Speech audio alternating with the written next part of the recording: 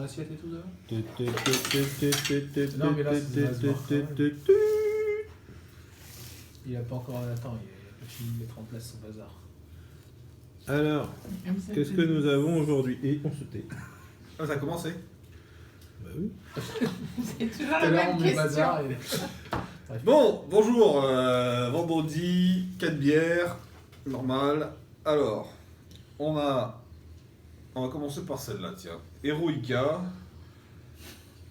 et pas Erotica.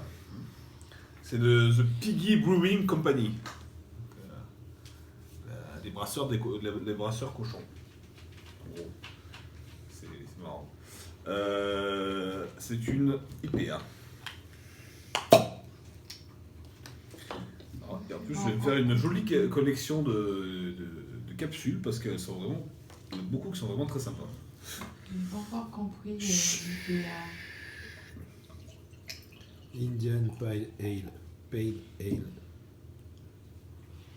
Alors, donc, on est sur quelque chose d'assez trouble. Hein. Je pense qu'il y a pas mal de levure en suspension.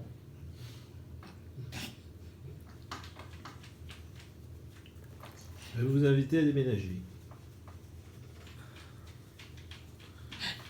Ouais, il y a beaucoup de fruits. C'est très fruité. Il y a une belle amertume. C'est écrit dessus fruité et amer. Bah, c'est vrai. Donc c'est déjà pas mal quand même. C'est des gens qui te mettent des trucs des fois sur les contre-étiquettes. Nous, on n'est pas servis. Quoi? Fou. Oui, il y a tonton Denis aussi. De retour. C'est ça qui nous fait perdre du temps hein, dans les vidéos. Non, bah, ça c'est. Moi j'aime beaucoup ça. C'est frais, ça se boit bien. C'est vrai que. Y a pas c'est pas lourd. Hein, je pense que c'est pas super alcoolisé aussi. Quand même, on est à 6. Bon, c'est pas grand chose. Moi, ça c'est très bon. Ça, je pense même que ça va directement dans les coups de cœur.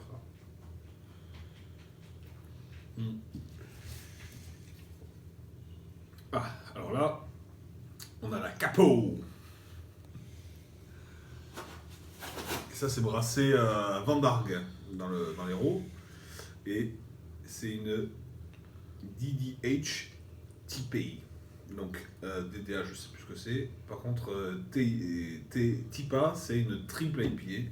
Donc, avec un gros houblonnage, du coup. Et donc ça doit être assez costaud, ça, combien ça? Normalement, ouais, c'est ça, 10. 10 degrés.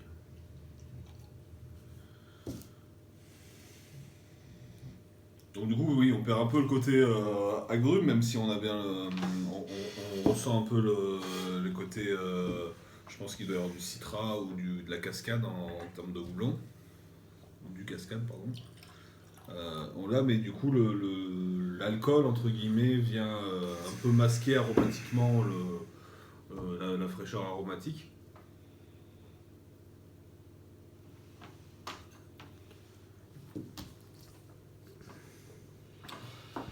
On retrouve presque cette fameuse amertume au nez, que tu aimes bien, Edouard. Oui, bien sûr. Par contre, alors en bouche, c'est beaucoup plus expressif, aromatiquement parlant. Il y a une grosse amertume. Ça sent la mer. Ouais. C'est iodé.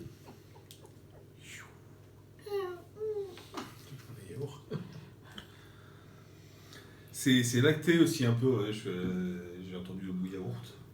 C'était pas ça le rapport. Mais c'est vrai, il y a le côté un peu lacté, et, ça fait penser un peu à un yaourt aux fruits exotiques un peu.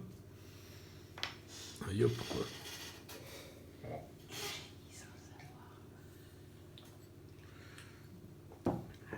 Pas parce que vous chuchotez qu'on n'entend pas. Hein.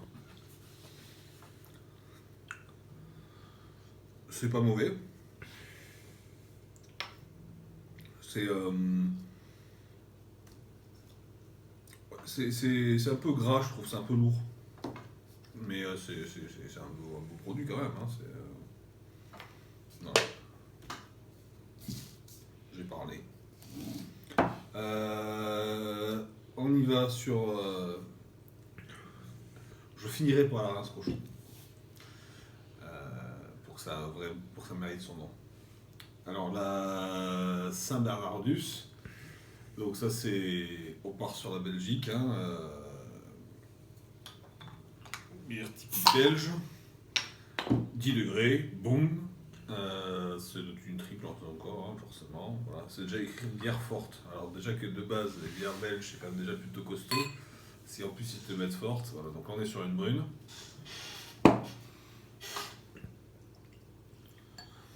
Bernardus. On a un moine qui a une bonne tête. Saint-Bernardus. Ah, à mon avis, de la bière, il en boit. Et il a sûrement fait la. Le portrait a été fait quand il avait bu, à mon avis. Mais. Je sais pas, dis quelque chose. Non, j'ai rien à dire. Tu m'as servi? Oui. Bah, du coup, oui, c'est vrai qu'à chaque fois, entre les deux calendriers, on change tout autour à chaque fois en termes d'aromatique, hein, c'est assez dingue. On a toujours le côté, je me répète, mais voilà, le côté agrumes sur les IPA, etc. Et les bières artisanales, hein, en général. Et là, on est plus sur la vraie tradition belge, avec le côté un peu plus sucré, alcooleux aussi.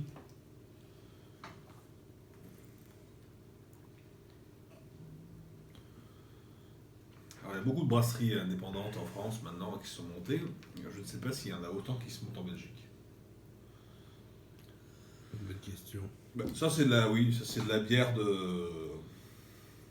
ma fameuse bière de goûter. Ça c'est une bière à manger avec des crêpes, avec des gaufres, voilà. Un petit Welsh à 17h. Voilà, moi Welsh. Faut qu'on se fasse des crêpes.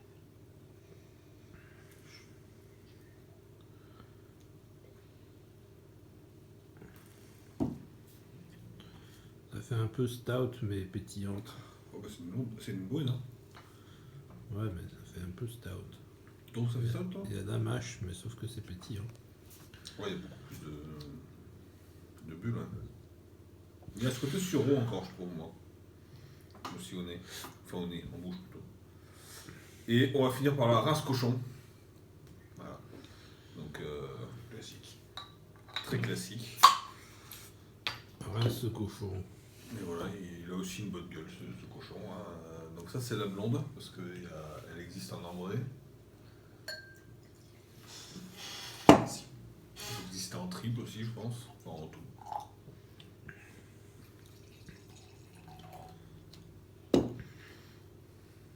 Voilà, clairement, typiquement, c'est la bière belge dans toute sa tradition.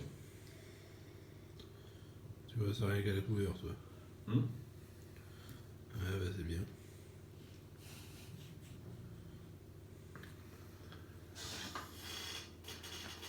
Bah ça passe tout seul, hein, même si c'est quand même à 8 degrés 5. Hein.